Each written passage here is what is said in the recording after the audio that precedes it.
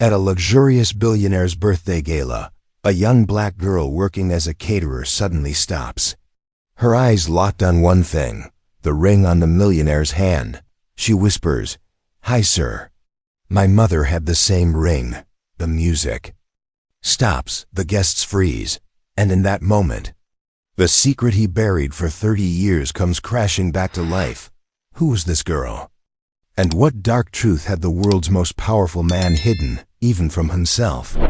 The grand imperial ballroom shimmered with opulence. Towering crystal chandeliers cast soft golden light across a sea of tailored tuxedos and sparkling gowns. Waiters moved like shadows, gliding between marble pillars and velvet curtains.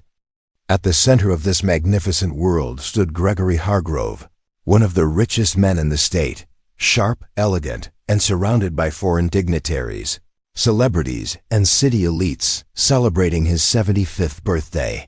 The string quartet played, Bach softly in the background, but the real symphony was of champagne flutes clinking and whispers of awe about the man of the evening.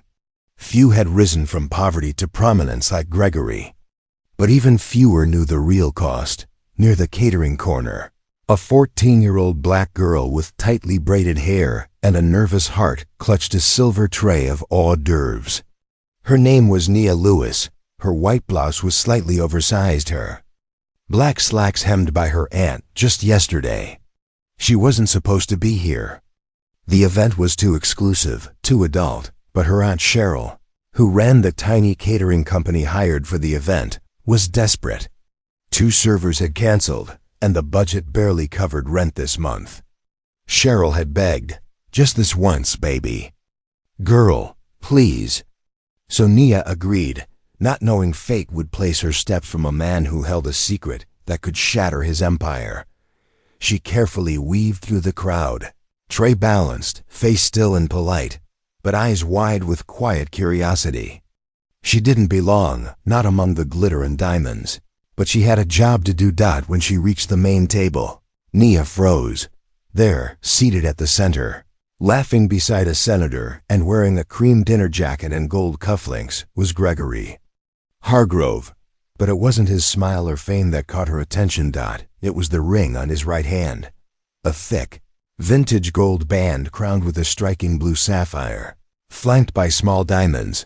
Nia's heart nearly stopped. She'd seen that exact ring before, not one like it, that one. On an old photograph her mother kept tucked in a worn envelope marked, "Don't forget." In the photo, a young black woman smiled beside a tall white man in a white suit, his hand resting on her shoulder, the sapphire ring clearly visible. Her mother, Alana, had whispered once, "If you ever see that ring again, you'll know who ruined everything." Back then, Nia didn't understand.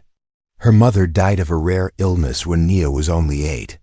Her aunt had raised her since, but the past was a closed door. Until now, Nia's hands trembled. Her breath caught in her throat. She hadn't meant to say it aloud, but emotion surged from her chest like a wave that couldn't be held back. "Hi, sir. My mother had the same ring." The words hung in the air. The chatter around the table fell silent. Glasses paused mid-air.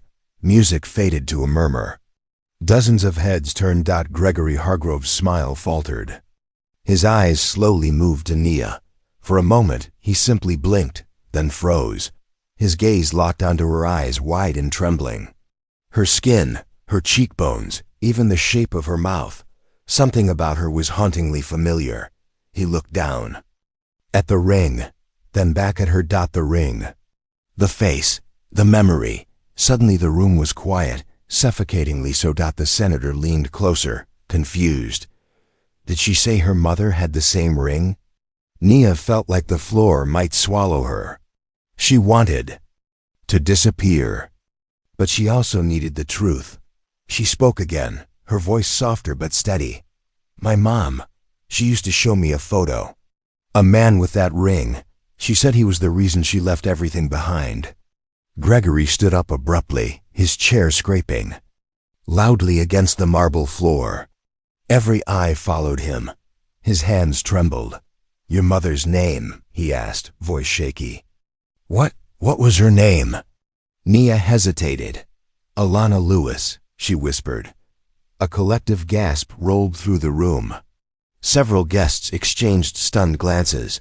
The color drained from Gregory's face. "Alana," he said, barely above a whisper. She was... He stumbled back a step. "Security," a woman snapped, but Gregory held up his hand, stopping them. "My daughter," he finished. The room erupted in whispers. Reporters in the corner raised their phones. Gregory's current wife covered her mouth in disbelief. His adult children stared in shock. Nia blinked rapidly, trying to process what she'd just heard. "Your daughter?" Gregory nodded, eyes glossy. "Alana was my daughter." The world tilted. "She died," Nia said. "She died years ago. You never came." Gregory's lips trembled. "I didn't know. I didn't know she had a child." His voice cracked.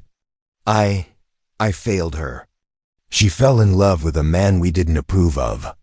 My family, we pushed her away. I was trying to protect the Hargrove name.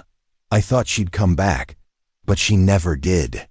Nia's hands clenched the tray so tightly her knuckles whitened. "She said the man with the ring ruined her life." The old man closed his eyes. A tear slid down his cheek. She was right. Cheryl rushed to her niece's side.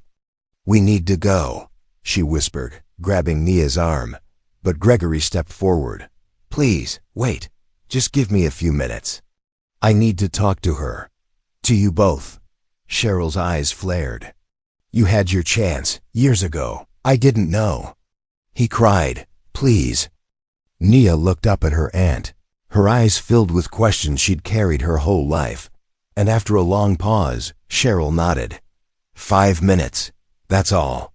Gregory's voice cracked again as he gestured to a nearby lounge room. "This way." As the crowd murmured and parted, Nia followed the man she'd only known in stories and photos, her grandfather, into the room where long buried truths were about to be unearthed. The small private lounge was a world away from the glittering chaos of the ballroom.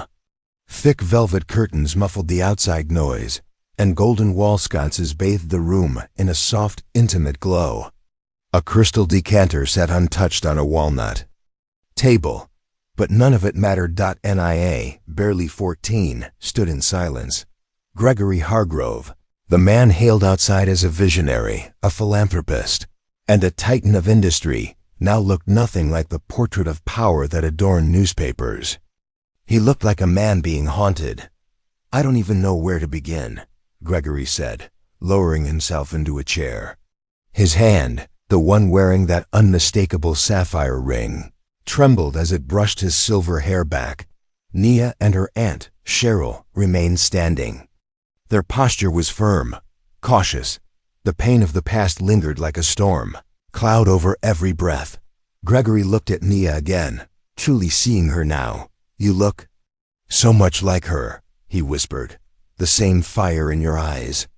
That quiet strength." Nia didn't answer. "She wasn't here for compliments. I thought she died alone," Gregory continued, his voice fragile. "I never imagined she had a daughter. My granddaughter. My God," Cheryl cut in sharply, "don't call her that yet. You gave up the right to call Alana daughter the moment you left her crying on your marble steps." Gregory's face twisted in shame. "She was only 19, Cheryl continued. "Pregnant, in love. But your reputation came first, didn't it?" "I was afraid," Gregory cried. "My board threatened to pull out of deals. My wife was going to leave. My father threatened to disown me. You chose all of them over her," Cheryl said coldly. "And now you sit here crying into your guilt?" Silence fell. Outside, the murmur of music and elite chatter returned faintly through the walls. Inside, generations of pain thickened. The heir. Nia finally spoke, her voice calm but heavy. "Why did you do it? Why couldn't you just let her love who she wanted?"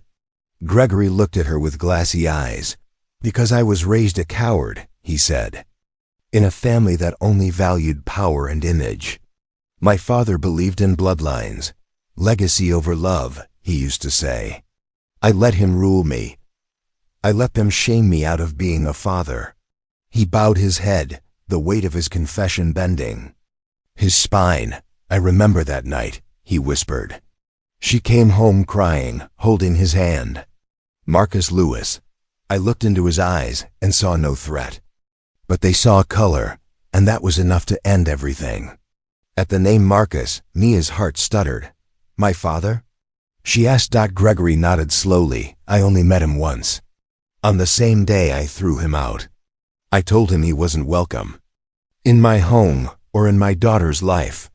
Cheryl stepped forward then, finally breaking her stillness. And you never saw her again.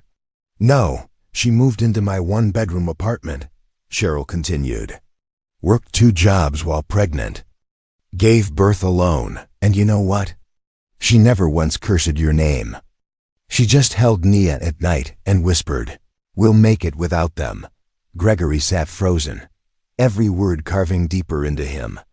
I tried to find her, he finally said. Years later, when my father died and the chains were gone. But she was already lost to illness. Nia wiped a tear from her cheek. She told me she had no regrets, she whispered. Except for one. That you never came looking. Gregory clenched his fists, and for a long while, no one spoke. Then, almost shyly, he asked, what was she like as a mother? Nia's eyes brightened despite the pain. Strong, funny. She used to sing to me at night, off-key but loud like she didn't care. She taught me chess and poetry. She loved sunflowers. She made pancakes in the shape of animals on Sundays. Gregory chuckled faintly. She used to do that for me when she was a child. Bears and giraffes. The air shifted just a little. For a flicker of a moment, pain and love coexisted. Then Gregory reached into his jacket pocket. He pulled out a photograph, worn, yellowed, folded at the corners. He handed it to Nia. It was a picture of Alana, maybe 16, laughing in a field of sunflowers, her eyes wild with joy. A young Gregory, almost unrecognizable with a full head of black hair, stood behind her, smiling gently. I've carried this in my wallet for 30 years, he said. Even when I was too ashamed to say her name out loud. Nia stared at the photo, lips quivering. I always wondered if you loved her. Gregory looked at her, grief-stricken. I loved her more than anything. And I lost her because I was too weak to fight for her. He turned toward Cheryl. I know I can't fix the past. I can't bring her back. But please, let me be part of her daughter's life. Let me know Nia. Help her. Be there for her. Cheryl studied him long and hard. We don't need your money. I know, Gregory said quietly. This isn't about money. Nia stepped closer. I don't know what I want from you, she said. I came here tonight just trying to help my aunt with trays of snacks, but I found answers, and more questions. You deserve all the answers, Gregory said. Everything I have is yours to know. A soft knock came at the door. One of the event coordinators peeked in. Mr. Hargrove. There are cameras outside. Reporters. They heard something about a granddaughter. Gregory raised a hand. Tell them I'll be out soon. He turned back to Nia and her aunt. I'm not asking you to call me Grandpa. Not now. Not ever, if that's what you choose. But may I come visit you sometime? May I hear more about Alana? About Marcus? About you? Nia met his eyes, the same eyes her mother once carried. Eyes that had cried for years in silence. Maybe, she said, but not for you. Gregory blinked. For her, Nia whispered. For my mom, because she deserved better. Gregory nodded slowly, wiping his cheek. That's all I can ask.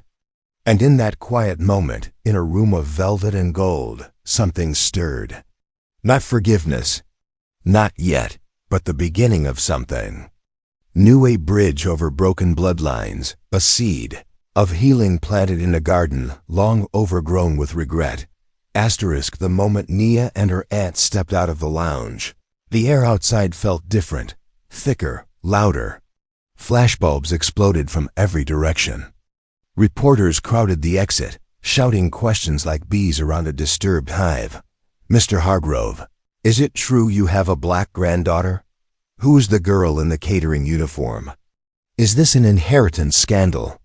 Gregory Hargrove raised his hands slowly, his posture as regal as ever, but his voice was softer than it had ever been in front of the press. "Please," he said, "give the young lady space." But the world had already caught on. In under an hour, the news had hit every major social feed. Mogul's secret family. Gregory Hargrove faces long-hidden truth at birthday gala. In the Blacktown car on the way back home, Nia sat silently between her aunt and a swirling storm of thoughts. She stared at the city lights through the window, reflections shimmering like tears she hadn't let fall. Cheryl rubbed her niece's shoulder. "You okay, baby?" "I don't know," Nia said honestly. "I shouldn't have let you go in there," her aunt muttered. "None of this should have fallen on your shoulders." But Nia shook her head. "No, I needed to know. About him, about everything. But now I need to know more about my dad."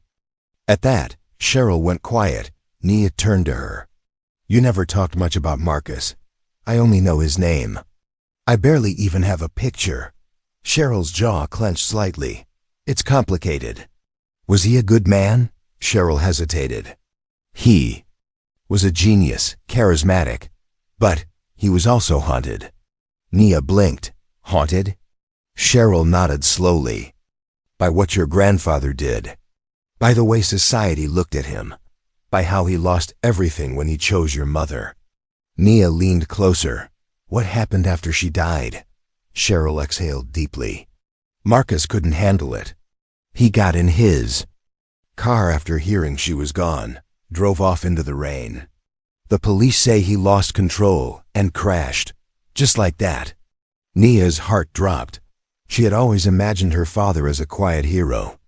But now, an ache grew, a hunger for truth, not the sugar-coated kind. That night, while her aunt slept, Nia crept into the attic. It was cramped and dusty, but something told her the past was hiding here. She opened an old chest labeled Alana. There were a few photos. Her mother as a teenager, laughing beside a handsome man with intense eyes and a gentle smile. Marcus Lewis. There were also newspaper clippings, some yellowed and fragile. One headline caught her eye. "Young Black engineer denied patent and controversial rejection." Another, "Marcus Lewis accuses Hargrove Group of stealing invention." Her hands froze. Beneath the clippings, a small cassette recorder lay wrapped in a handkerchief embroidered with a sunflower. She pressed play. The voice that filled the air was quiet, deep, shaken. "This is Marcus. If anyone ever hears this, know that I loved Alana, but they took everything from us. My design, my future, even our peace. Gregory Hargrove didn't just cut me off. He took my blueprint and passed it off as his own. Look up the Hargrove hydrogen battery patent. It's mine. It always was." Nia's hands trembled. She rewound and listened again. It wasn't just about love. It was about theft, betrayal, erasure, and Gregory Hargrove had buried it all under power, money, and lies. The next morning, Nia stood in the doorway of the kitchen holding the tape. "And the articles." Cheryl blinked, startled. "Where did you find that?" "In the attic. You hid this from me." Cheryl sighed. "I wanted to protect you." "From what?" Nia said. "The truth?" Her aunt looked away. "I should have told you," she said. Marcus was working on something revolutionary. A clean energy storage system, the hydrogen battery. He pitched it to Hargrove's company. Back in the day, Gregory praised it, asked for the blueprints to review. A week later, they ghosted him. Months later, the Hargrove Group unveiled their own invention, nearly identical. Nia's voice cracked. "He stole it?" Cheryl nodded. "Marcus tried to fight it, went to the media.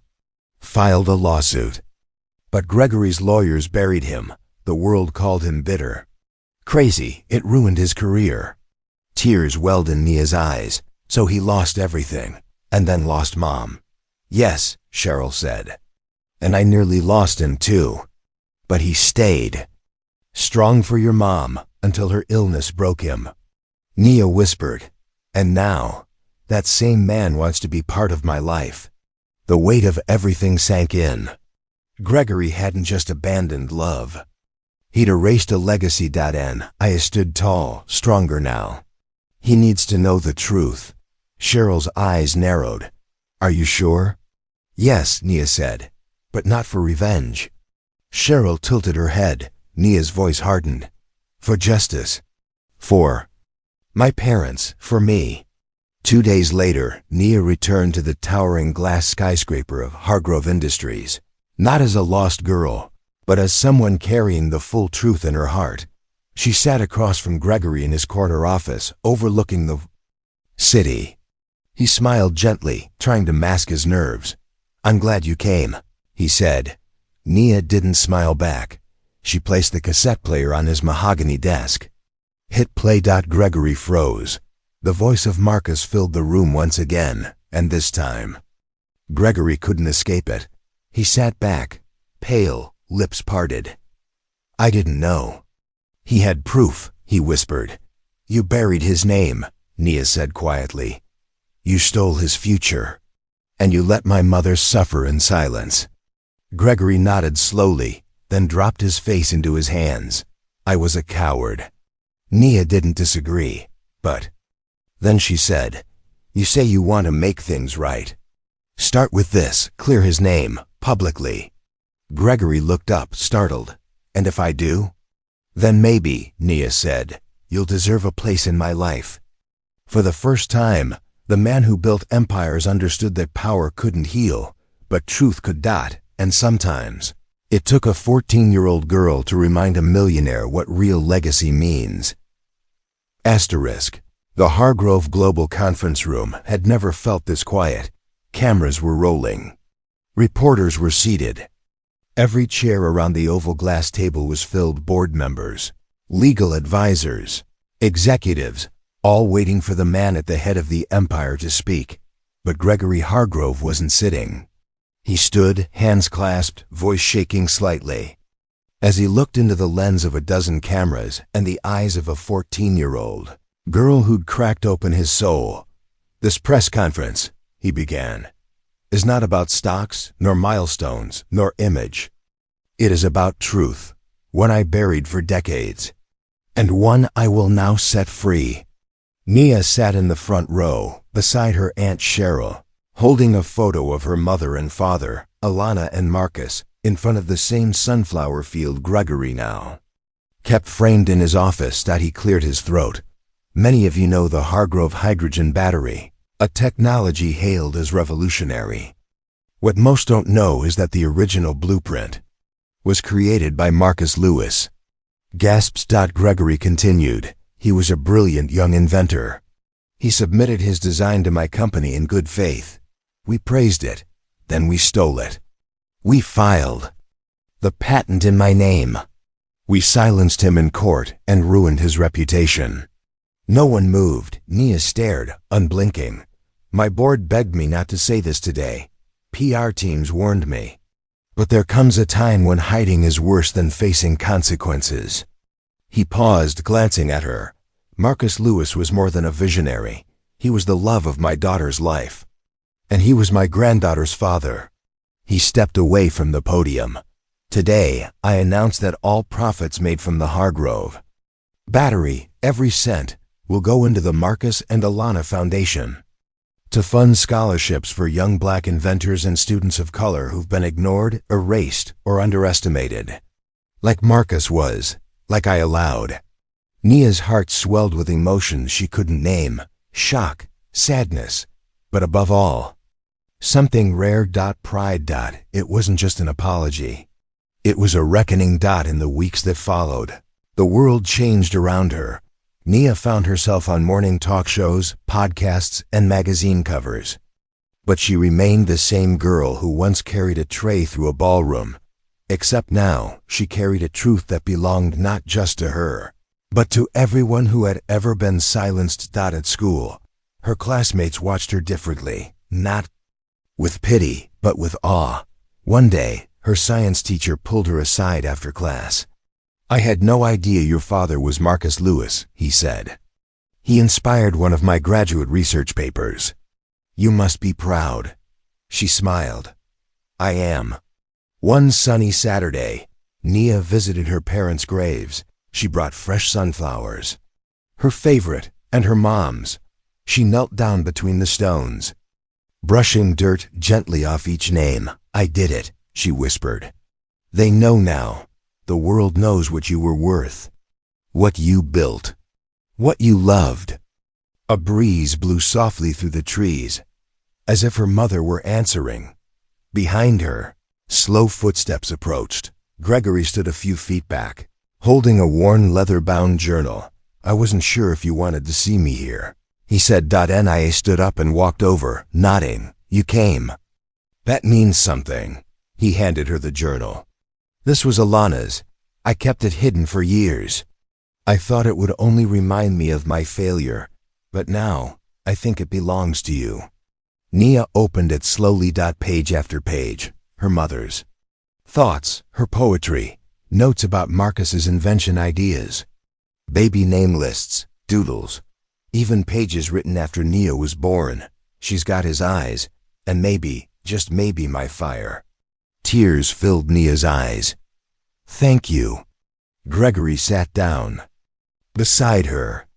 "I've spent my whole life trying to build a legacy out of concrete and glass, but your parents? They built theirs with love and truth." He hesitated. "Do you think, someday, we could start over, you and I?" Nia looked at him. The man who had once been the villain in every untold chapter of her family's story. But now, he was a man trying, stumbling, falling forward. "We don't erase the past," she said, "but we can learn from it and grow something new." She reached into her pocket and pulled out the photo of Marcus, the same one she had found in the attic. She handed it to him. "Start with this," she said. "Say his name, learn who he was. That's how it begins." Gregory took the photo, staring at the young man with kind eyes and brilliant dreams. "Marcus Lewis," he said quietly. "Your father, the man I should have stood beside." They stood in silence, the gravestones casting long shadows in the evening sun. And then Nia reached out her hand. Gregory took it, gently, reverently, as if afraid it might disappear. Months later, the first Marcus and Alana Innovation Lab opened in their old neighborhood, a modern, vibrant center filled with books, solar panels, robotics kits, and hundreds of kids who never thought they'd be seen. Nia was invited to speak. Standing on the stage, facing a sea of young dreamers, she spoke not as the granddaughter of a millionaire, but as the daughter of two erased heroes. "My parents didn't have much," she began, "but they had vision, they had love, and they had the courage to believe in something bigger than what the world allowed them to be. That's why we're here today, to make sure that no other genius gets left behind, no other voice gets stolen." The applause was thunderous. But for Nia, it wasn't about the sound, it was about the silence finally being broken. Her voice had been heard. Her family's truth had been restored. Her future was her own. In the crowd, Gregory wiped a tear from his eye, not because he was proud of his granddaughter, though he was, but because he was finally beginning to understand. The greatest inheritance a man could leave behind wasn't wealth. It was the courage to make things right.